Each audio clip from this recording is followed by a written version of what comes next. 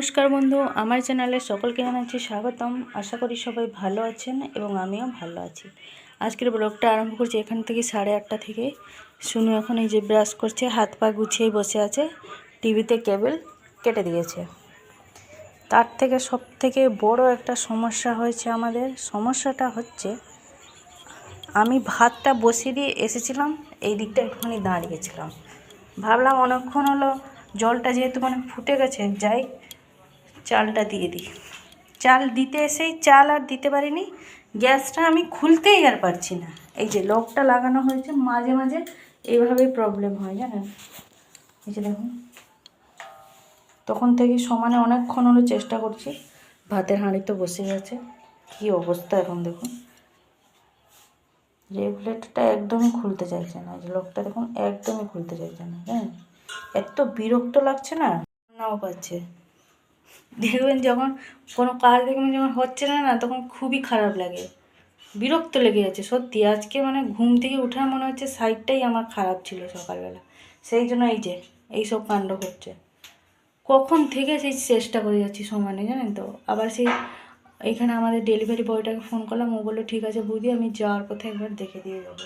ও কখন আসবে দেখবে, তারপরে আমাদের রান্না বান্না হবে। এখন যাই ছাদে গিয়ে ভিজে কাপড়গুলো দিয়ে আসি, রান্না বান্না তো এখন আর আসা যাবে না, গ্যাসই খুঁজছে না, কী রান্না হবে। অবশেষে লাস্টে সে আমি করলাম, এই যে খুললো, আর একে বন্ধ করবো না, না দেখি। হ্যাঁ হচ্ছে হচ্ছে, এবার হচ্ছে। শোনো আমার বলছে, মা ভাত রান্না হয়ে গেছে, কী তরকারি হয়েছে, আমাকে খিদে পেয়ে গেছে, আমি খাবো। 9টা বাজে। আমি বলছি থাম, এখনও ভাতের জলই গরম হয়নি, তোকে খেতে দিচ্ছি আমি। এই জাস্ট খুললো। ওহ বাপরে বাপ, ভগবান ভগবান, জয় বাবা বিশ্বকর্মা। হ্যাঁ, সব দেবতাকে নমন নমন কোটি নমন। লাস্টে যাক আমার এই সিলিন্ডারটা হয়েছে, এবার রান্না করব। বেজে গেছে সকালে 9:30। চলে এসেছি আমার ঘরের এই যে বিছানাটা তুলবো বলে, দুটো জানালাই খুলে দিয়েছি, কারেন্টটা নেই, কেটে দিয়েছি আবার। আর এই যে সকালবেলায় সব ভাঁজ করে রেখেছি, এগুলো সব ট্রলির মধ্যে রাখবো। এদিকে সব জ্যাকেটগুলো, বাকি একটা একটা সব বাইরে রেখেছি, যখন যেটা প্রয়োজন তখন সেটা বের করে গায়ে দেবো। খামোখাও ছিটিয়ে ছাটিয়ে রাখার কোনো প্রয়োজন নেই। ওদিকে ভাতটা বসিয়ে দিয়ে এসেছি, ফুলকপি আলুর তরকারিটা হয়ে গেছে, আর হবে ডাল ফুলকপি আলুর তরকারি।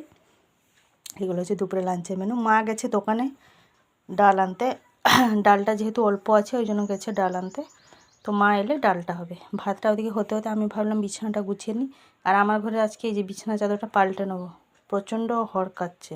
আর কি বলুন তো, যেহেতু তো এখন আয়রন করবো, একটা কটনের চাদরটা পাতলে বেশ ভালো হয়।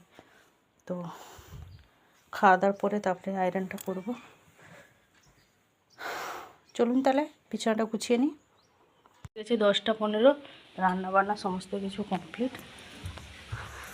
কালকের একটুখানি সেই ফুলকপি আলু যে মাছটা দিয়ে রান্না হয়েছিল, সুন্দর জন্য 1 পিস মাছ রেখে দেখলাম, ও তো কালে রাত্রিবেলা খাইনি। এটা একটুখানি গরম করে নিচ্ছি। ডালও হয়ে গেছে, তরকারিও হয়ে গেছে, সব হয়ে গেছে। আমার ঘরটাও গুছিয়ে নিয়েছি, বেড কভারটা চেঞ্জ করে নিয়েছি, আর এই যে ব্ল্যাঙ্কেটের কভারটা আমাদের লাগিয়ে নিয়েছি। এখন গেলাম, গিয়ে সে বাক্স থেকে বের করে আজ লাগাবো কাল লাগাবো, কাল মহাকাল পড়েই আছে সব, সেই জন্য কভারটা একেবারে পরিয়ে দিয়ে রেখে নিয়েছি। আর এদিকে সে যত সব, এই বেডশিটটা তো কাচতেই হবে, আর যত সব এখানে সব ছিল জ্যাকেট মার্কেট, সেগুলো সব সেই ট্রলির ভিতরে ভরে নিচে রেখে দিয়েছি, যখন পড়া হবে তখন বের করবো। এখনও শুনু ভাত খাবে, আমরাও ভাবছি দুটো খেয়ে নেবো, যেহেতু নিরামিষ ভাত। এখন মুড়ি খেলে বেলার দিকে আর ভাত খেতে ইচ্ছা লাগবে না, আমরাও শুনুর সাথে দুটো ভাত খেয়ে নেবো। ভাত খেয়ে বাসন ফাসন মেজে, অনেকখানি বাসন জড়ো হয়ে গেছে, তারপরে আয়রনটা করব। বসে পড়ো মা, ভাত খাবে। ও মা, আমরাও চলে আসো, দুটো খেয়ে নিই। নিরামিষ তরকারি তো, খেলে মুড়ি খেলে ভাত খেতে আর ইচ্ছা হবে না। গরম গরম ভাত খেয়ে নিই শুনুর সাথে, শুনু আমাকে আজকে খাইয়ে দেবে। এই যে বসে পড়েছি খেতে, 10:30 বাজে। শুনুকে এখানে এই যে চটকে দিয়েছি, শুনু আমার আজকে হাতে খাচ্ছে ভাত। দেখেছেন কত অনেক বেশি বেশি গাল তুলছে শুনু আমার, একটু একদম বাচ্চাদের মতন। হ্যাঁ বাস শুনু আমার ওই রকমই খাইয়ে দিলে খাবে, নাহলে এই যে আমরা মা আর আমি এখানে খাচ্ছি।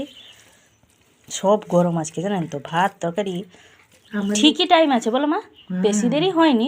তবু মানে সেই একটুখানি মনটা খারাপ হয়ে গেছিলো, কখন কি রান্না হবে কী হবে। যাই হোক, ঠিক টাইমে সব হয়ে গেছে, সবারই খাওয়া দাওয়া কমপ্লিট। মার শরীরটা আজকে ভালো লাগছে না, ওই জন্য মার মুখটা একদম শুকনো হয়ে গেছে।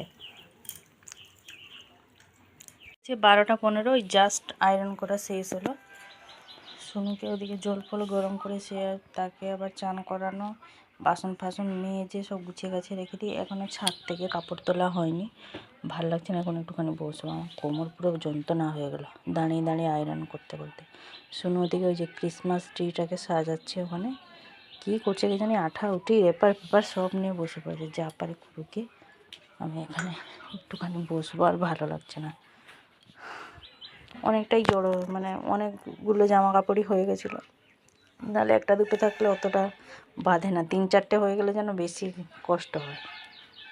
তো প্রত্যেক কাজটা দেখবেন একটা জিদে বা একটা আগ্রহতে হয়ে যায়, যে করে দেবো, এখনই করে নেবো। যদি ফেলে রাখা হয় না, যে কাল করবো কাল করবো, কাল কাল মহাকাল, জীবনে আর কোনো দিন কালই আসবে না। এই যে বেজে গেছে 5টা 10, শুনো ওখানে এই যে টিভি দেখছে, মা বিছানায় শুয়ে শুয়ে, এই যে। আর আমার ওদিকে সমস্ত কাজ কমপ্লিট হয়ে গেছে। এখন যাবো রান্নাঘরে, সবুর জন্য একটুখানি চাউমিন করবো, আর চাউমিন খেতে ইচ্ছা হচ্ছে। আমার এদিকে রুটি করা হয়ে গেছে, তার সাথে চা, একটুখানি মুছে মাছেও নিয়েছি। কত মশা দেখুন, এই যে কী অবস্থা। রুটিটা তো আগে থেকে করে নিয়েছিলাম, মানে ওই 4টে নাগাদ রুটিটা করে নিয়েছিলাম। তারপরে বাসনগুলো সব মেজে মুছে রেখে দিয়েছি, রুটিরও বাসনগুলো সব রেখে দিয়েছি, তাহলে রাত্রিবেলা বাসনটা কমে যাবে। এখন চলে এসেছি, আর যেহেতু 10টার সময় ভাত খেয়েছিলাম, আবার মা আর আমি দুজনে মিলে মুড়ি খেলাম। মা খেলো তরকারি দিয়ে, আমি একটুখানি মশলা মুড়ি মতন করে খেয়েছিলাম মুড়িটা। তো এই তো এলাম জাস্ট রান্নাঘরে, সোনুর জন্য চাউমিনটা করে দেবো। তখন থেকে আমাকে বলছে, মা তুমি যে বলেছিলে আমাকে চাউমিন করে দেবে, কখন করে দেবে, কখন করে দেবে। ওকে ওই সেই রুটি করার সময় সঙ্গে সঙ্গে গরম গরম ওকে 2টো রুটি দিয়ে দিয়েছিলাম, ও বসে বসে খাচ্ছিলো ফোনটা দেখতে দেখতে। চলুন তাহলে ডিম দিয়ে ওর জন্য একটুখানি চাউমিন করে দিই, নাহলে আবার এখনই আবার চলে আসবে রান্নাঘরে। দেখেছে আমি আসছি, এখনই চলে আসবে রান্নাঘরে। হয়ে গেছে চাউমিন আমার রেডি, শুধু ডিম আর পেঁয়াজ দিয়ে করে দিয়েছি। বললো মা আর কিছু দেবে না চাউমিনে। ও তো আরেকটা আমার মেয়ে, এটা সেটা দিলে আবার খাবে না, একটুখানি সবজি দিয়ে যে করে দেবো না, ওনার আবার পছন্দ না। এই জন্য বললো শুধু ডিম দিয়ে করে দাও, এই জন্যই করে দিলাম। যে যেমন খাবে, যে যেমন খায় তাকে সেটাই ভালো লাগে। তো আজকে ভিডিওটা এই পর্যন্ত, আর বেশি বড় করছি না। আবার আগামীকাল দেখা হচ্ছে আপনাদের সাথে। সবাই ভালো থাকবেন, ভিডিও ভালো লাগলে অবশ্যই লাইক দেবেন। নমস্কার।